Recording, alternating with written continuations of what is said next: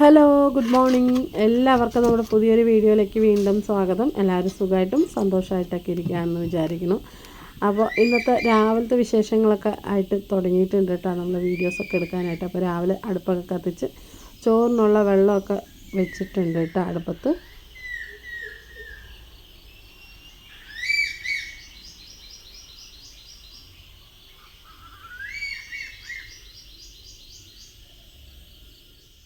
ഇനിയിപ്പോൾ രാവിലെ കഴിക്കാനായിട്ട് ഞാനിതാ കപ്പ ഉപ്പുമാവ് ഉണ്ടാക്കാമെന്ന് വിചാരിച്ച് കപ്പയൊക്കെ നേരെയാക്കിയിട്ട് നമ്മുടെ ഇതാ കുക്കറിനകത്ത് ഇട്ടിട്ട് ഒരൊറ്റ വിസിലടുപ്പിക്കുന്നുണ്ട് കേട്ടോ. തൊട്ടപ്പുറത്ത് തന്നെ ചീനച്ചട്ടിയിൽ അതിന് വേണ്ടിയിട്ട് കടുക് വറുത്തുകൊണ്ടിരിക്കുകയാണ്. കടുകും ജീരകവും പിന്നെ വറമുളക്, വെളുത്തുള്ളി, ചെറിയുള്ളി, കറിവേപ്പില ഇതെല്ലാം ഇട്ടിട്ട് നന്നായിട്ട് വെളിച്ചെണ്ണയിൽ മൂപ്പിച്ചെടുത്ത് അതിലേക്ക് നമ്മുടെ കപ്പ പുഴുങ്ങിയത്, കപ്പ നമ്മൾ പച്ചമുളകും ഉപ്പും കുറച്ച് മഞ്ഞൾപ്പൊടി ഇട്ടിട്ട് പുഴുങ്ങിയതാണ് കേട്ടോ. അത് നന്നായിട്ട് ഇങ്ങനെ ഉടച്ചിട്ട് നമ്മൾ ചേർത്ത് കൊടുത്തിട്ടുണ്ട്. അപ്പോൾ നമ്മുടെ കപ്പ ഉപ്പുമാവ് റെഡി ആയിട്ടുണ്ട്. പിന്നെ ഇതാ ഞാൻ ചായ ഇട്ട് വെച്ചിട്ടുണ്ട് കേട്ടോ. ചായയും കൂടെ ആറ്റിയെടുത്ത് ഏട്ടനെ കൊടുക്കാനായിട്ട് പോവാണ്. അപ്പോൾ രാവിലെ ഇന്നിപ്പോൾ കഴിക്കാനായിട്ട് ഇതാണ് കേട്ടോ. ഇങ്ങനത്തെയൊക്കെ ആകുമ്പോൾ ഏട്ടനെ ഭയങ്കര ഇഷ്ടമാണ് കേട്ടോ. പുട്ട്, ഇതുപോലെ കപ്പ പുഴുങ്ങിയത്, അങ്ങനത്തെ പലഹാരങ്ങളോടാണ് ഏറ്റവും കൂടുതൽ ഇഷ്ടം. ഈ ദോശ ഇഡലിനേക്കാളും കൂടുതലും ഇങ്ങനത്തെയൊക്കെയാണ്. പക്ഷെ നമുക്ക് എന്നും ഇതുപോലത്തെ ഒന്നും ഉണ്ടാക്കാൻ പറ്റില്ലല്ലോ.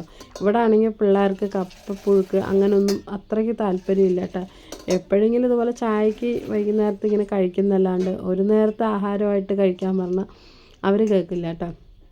അപ്പോൾ ഏട്ടനാണ് ഇങ്ങനത്തെയൊക്കെ ഇഷ്ടമുള്ളത്. ഈ ചക്കപ്പുഴുക്കും കപ്പപ്പുഴുക്കും കാച്ചിലും പറഞ്ഞ പോലെ അങ്ങനത്തെയൊക്കെ ഐറ്റംസ് ആൾക്കാണ് കേട്ടോ ഇഷ്ടം. അപ്പോൾ എന്തായാലും ഇതാ ഞാൻ ഏട്ടൻ തന്നെ കുറച്ചധികം ഇട്ട് കൊടുക്കുന്നുണ്ട്. കാരണം ഇവിടെ വെച്ചാലും പിള്ളേർ അങ്ങനെ കഴിക്കുകയൊന്നുമില്ല. അപ്പോൾ ഏട്ടനെ ഉള്ളത് പ്ലേറ്റിലാക്കി പിന്നെ ഇതാ ചായയൊക്കെ ആറ്റിയിട്ട് ചായയും കൂടെ ഏട്ടനെ കഴിക്കാനായിട്ട് കൊടുക്കുകയാണ് കേട്ടോ. അപ്പോൾ രാവിലത്തെ പലഹാരമൊക്കെ കഴിച്ചിട്ട് അങ്ങനെ ആൾ പോയിട്ടുണ്ട്. അതിനുശേഷം പിന്നെ ഇതാ ഞാൻ മുറ്റമൊക്കെ അടിക്കാനായിട്ട് ഇറങ്ങിയിട്ട് ആ ചോറ് അടുപ്പത്ത് വെച്ചിട്ടുണ്ട്, വെന്ത് വന്നിട്ടില്ല. അപ്പോൾ മുറ്റമൊക്കെ അടിക്കട്ടെ എന്ന് പറഞ്ഞിട്ട് അങ്ങനെ ഇറങ്ങിയതാണ്. കുറേ പുല്ലും ചെടിയൊക്കെ വളർന്നിട്ടുണ്ട് കേട്ടോ. എന്നും അടിക്കുമ്പോൾ കയ്യിൽ കിട്ടുന്നതൊക്കെ പറിച്ചു വിടും. എന്നാലും ഇപ്പോൾ മഴക്കാലമൊക്കെ ആയതുകൊണ്ട് പെട്ടെന്ന് തന്നെ പുല്ലൊക്കെ വളർന്നു വരാനുള്ള ചാൻസ് കൂടുതലാണല്ലോ. അപ്പോൾ എനിക്കിപ്പോൾ വോയിസ് ഓവർ കൊടുക്കുന്ന സമയത്ത് എനിക്കങ്ങനെ നേരെ സംസാരിക്കാനൊന്നും പറ്റില്ല കേട്ടോ. എനിക്ക് എന്താണെന്ന് അറിയില്ല, എൻ്റെ വായിൽ ചെറിയൊരു മുറിവുണ്ടായിട്ടുണ്ട്. അപ്പോൾ അതുകൊണ്ട് എനിക്ക് സംസാരിക്കുമ്പോൾ ചെറിയൊരു ബുദ്ധിമുട്ടുണ്ട്. നിങ്ങൾക്ക് നമ്മളിങ്ങനെ വോയിസ് കേൾക്കുമ്പോൾ മനസ്സിലാവുന്നുണ്ടോ എന്നറിയില്ല. അപ്പോൾ നമ്മളിതാ ചോറൊക്കെ അടുപ്പത്ത് വെച്ചിട്ട് അത് വെന്ത് വരുമ്പോഴത്തേക്കും ഞാൻ ഈ പണിയൊക്കെ ചെയ്യുകയാണ് കേട്ടോ. അങ്ങനെ മുറ്റമൊക്കെ ഒന്ന് വേഗം അടുക്കള ഭാഗമൊക്കെ ഒന്ന് അടിച്ചു വിട്ടതിന് ശേഷം ഞാനെന്താ നമ്മുടെ കിണറ്റിൽ നിന്നാണ് കേട്ടോ ഇന്നിപ്പോൾ വെള്ളം എടുത്തിട്ട് പാത്രം കഴുകാമെന്ന് വിചാരിക്കും. കിണറ്റിൻ്റെ ഒരു ഭാഗത്ത് കണ്ടില്ല, അത് ഇന്നലെ ഞാൻ പുല്ലൊക്കെ പറിച്ച് ആ ഒരു ഭാഗത്ത് അങ്ങനെ വൃത്തിയാക്കി വെച്ചതാണ് കേട്ടോ. നന്നായിട്ട് പുല്ലും ചെടിയൊക്കെ വളർന്നിട്ടുണ്ടായിരുന്നു. ഒരുവിധമൊക്കെ പറിച്ചിട്ടുണ്ട്, പിന്നെ ചെറുതൊക്കെ ഉണ്ട്. ഞാൻ കൈക്കോട്ടും കൊണ്ട് ചെത്തി വൃത്തിയാക്കിയതല്ല, കൈ കൊണ്ട് പറിച്ചതാണ്. അപ്പം അതുകൊണ്ട് ചെറുതായിട്ട് ഇങ്ങനെ പുല്ലൊക്കെ ഉണ്ട് കേട്ടോ. ഇനി കുറച്ചും കൂടെ എവിടെയും കൂടെ കുറച്ച് പറിച്ച് എടുക്കാനുണ്ട്. എന്നിട്ട് ഈ ഭാഗത്തൊക്കെ ഞാൻ നമ്മുടെ മുളക് തൈ പാകിയിട്ടുണ്ടല്ലോ, അതൊക്കെ പറിക്കാനായിട്ടുണ്ട് കേട്ടോ, വെക്കാനായിട്ടുണ്ട്. അപ്പോൾ അത് ഇവിടെ ഒരു 5-6 വെക്കാമെന്ന് വിചാരിക്കണം. അപ്പോൾ പിന്നെ പുല്ലും ചെടിയും അങ്ങനെ ഇതാകില്ല, കാട് പിടിച്ച് പോകില്ലല്ലോ എന്ന് വിചാരിച്ചിട്ട്. അപ്പോൾ നമ്മൾ അന്ന് വഴുതനങ്ങ വെച്ചതൊക്കെ ഏകദേശം ഇങ്ങനെ വന്നിട്ടുണ്ട് കേട്ടോ. മുളയൊക്കെ ഇങ്ങനെ മുളച്ച് തുടങ്ങിയിട്ടുണ്ട്, നമ്മൾ വേര് പിടിച്ചിട്ടുണ്ടെന്ന് തോന്നുന്നു. ഇത് തെളിഞ്ഞിട്ടുണ്ട്. 2-3 ദിവസം മഴയും കിട്ടിയപ്പോൾ കുഴപ്പമില്ല. അപ്പോൾ ഞാനെന്തായാലും ഇതാ ഈ കാടൊക്കെ വൃത്തിയാക്കി കണ്ടപ്പോൾ ഞാനെന്തായാലും പാത്രം കഴുകാൻ വേണ്ടിയിട്ട് നമ്മൾ കിണറ്റിൽ നിന്ന് വെള്ളം എടുത്തിട്ടാ. ഇവിടെ കുടിക്കാനൊന്നും കിണറ്റിൽ നിന്ന് എടുക്കാറില്ല, ഞാൻ പറഞ്ഞിട്ടില്ല, കിണർ കഴുകാത്ത എല്ലാ വർഷവും കഴുകണം എന്ന് വിചാരിക്കും, പക്ഷെ അതൊന്നും നടക്കില്ല. അപ്പോൾ എന്തായാലും പാത്രം കഴുകാനുള്ള വെള്ളമൊക്കെ ഞാൻ കിണറ്റിൽ നിന്ന് മുക്കിയിട്ടാണ് കേട്ടോ ഞാൻ പാത്രമൊക്കെ കഴുകണം. അങ്ങനെ ഇതാ പാത്രങ്ങളൊക്കെ ഒന്ന് കഴുകിയെടുക്കണം. ഇപ്പം മഴ പെയ്തത് കൊണ്ട് തന്നെ കിണർ നിറഞ്ഞിട്ടുമുണ്ട്, ഫുള്ളും വെള്ളമായിട്ട്. എപ്പോഴും ഇങ്ങനെ വിചാരിക്കും ഇത്തവണ ഇങ്ങനെ കിണറൊക്കെ ഒന്ന് വൃത്തിയാക്കി ഇനി മുതൽ കിണറ്റിൽ നിന്ന് കുടിക്കാനുള്ള വെള്ളമൊക്കെ എടുക്കാമെന്നൊക്കെ പറഞ്ഞിട്ട്. പക്ഷേ എപ്പോഴും നമ്മൾ വിചാരിക്കുന്ന പോലെ നടക്കില്ലല്ലോ. അപ്പം ഞാനെന്തായാലും ഇതാ നമ്മുടെ പാത്രമൊക്കെ കഴുകി നേർത്ത് വെച്ചു. ഇനിയിപ്പോൾ കൂട്ടാനുണ്ടാക്കണം. ചോറൊക്കെ വെന്ത് വന്നിട്ടുണ്ട് കേട്ടോ. ഞാൻ അടുപ്പത്ത് അരിയിട്ടിട്ട് കുറച്ച് സമയമായിട്ടുണ്ടല്ലോ. അപ്പോൾ ചോറൊക്കെ വെന്ത് നോക്കുകയാണ്. ഇനിയിപ്പോൾ എന്തായാലും ചോറ് വെന്ത സ്ഥിതിക്ക് ഇനിയിപ്പോൾ എന്തായാലും അടുപ്പത്ത് തന്നെ കൂട്ടാനും ഉണ്ടാക്കണം. അപ്പോൾ ഞാനിതാ കൂട്ടാനൊക്കെ വെക്കാൻ പോണത് നമ്മൾ തലേദിവസം തലേദിവസം അല്ല കേട്ടോ, 2 ദിവസം മുമ്പാണ് ഏട്ടൻ കുറച്ച് ചിക്കനൊക്കെ കൊണ്ടുവന്നിട്ടുണ്ടായിരുന്നില്ല. അപ്പോൾ വട്ടും കരളൊക്കെ അപ്പോൾ അതൊക്കെ ഉണ്ടാക്കി കഴിഞ്ഞു. പിന്നെ കുറച്ച് ചിക്കൻ്റെ പീസ് എല്ലാം കുറച്ച് പീസും ഒക്കെ ആയിട്ട് ഞാൻ ഫ്രീസറിനകത്ത് വെച്ചിട്ടുണ്ടായിരുന്നു കേട്ടോ. അതപ്പോൾ ഇങ്ങനെ ഇരിക്കുന്നുണ്ട്. അപ്പോൾ എന്തായാലും ഞാനത്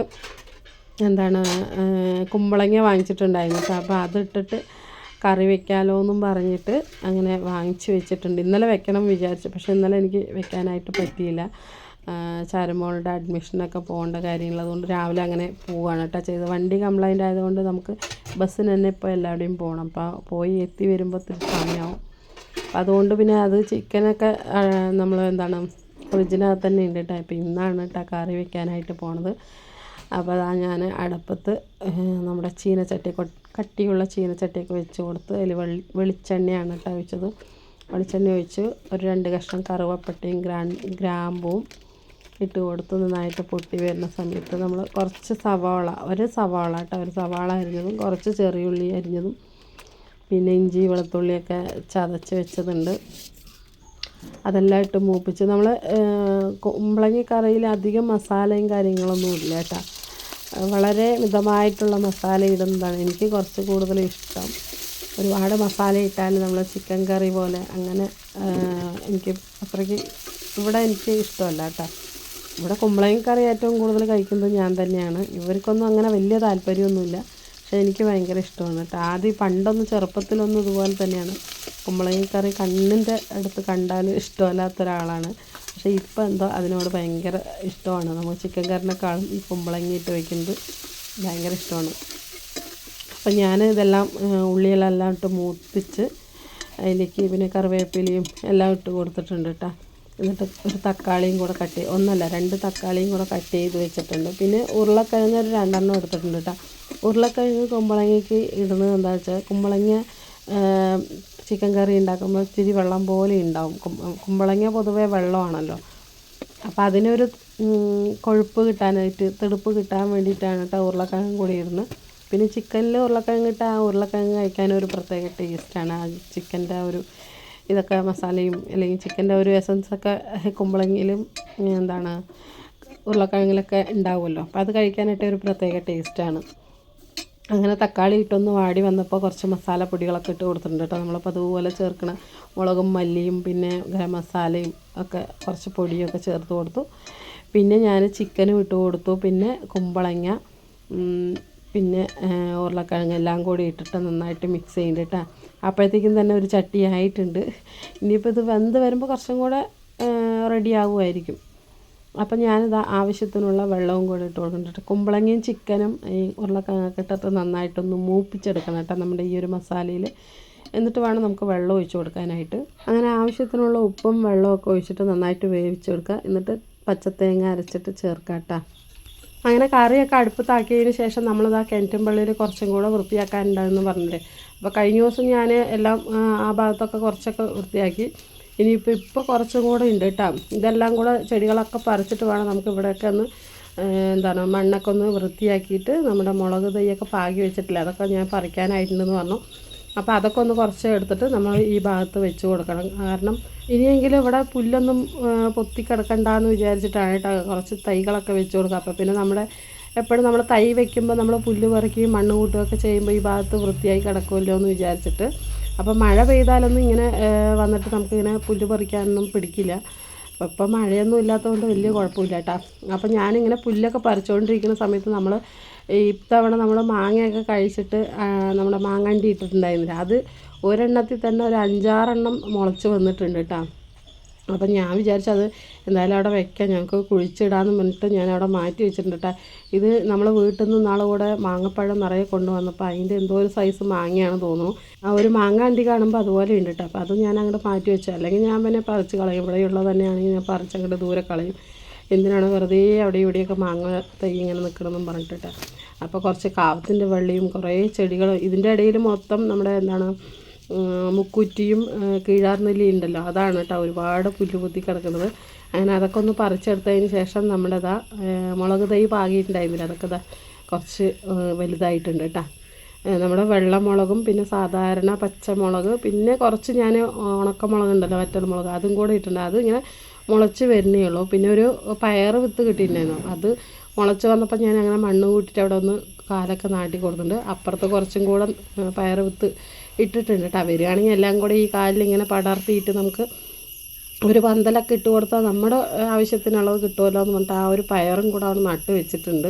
അങ്ങനെ മുളക് തൈന്ന് വലുത് മാത്രമേ ഞാൻ പറിക്കുന്നുള്ളൂ കേട്ടോ. ബാക്കിയുള്ളത് അവിടെ നിർത്തുന്നുണ്ട്. നമുക്ക് അപ്പുറത്ത് നമ്മൾ വഴുതനങ്ങ തൈയൊക്കെ വെച്ചില്ലേ, അവിടെ കുറച്ച് വെക്കണം. അപ്പോൾ അതിനെന്തായാലും കുറച്ച് എടുത്ത് വെക്കണം.